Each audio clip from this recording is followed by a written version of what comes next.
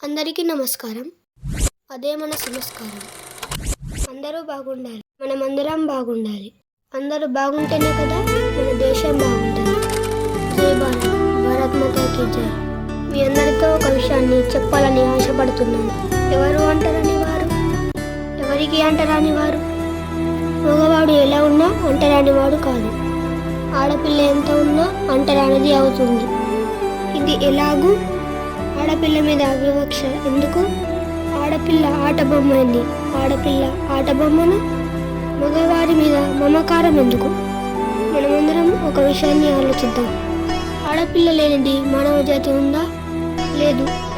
మరి అలాంటప్పుడు ఆడపిల్ల అంటరానిది ఎలా అయింది?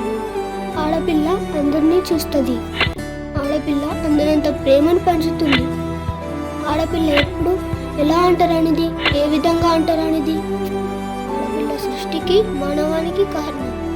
సృష్టికి కారణమైనప్పుడు ఆడపిల్ల అంటరానిదైందా? ఆలోచించండి మిత్రులారా. ఆడపిల్లను గౌరవించకపోయినా పర్వాలేదు, అంటరాని ఆడపిల్లగా చూడద్దు. ఆడపిల్ల అంటరానితనం ఈ వీడియోను చూశారు కదా, అనేకులకు షేర్ చేయండి. అందరికీ నమస్కారం.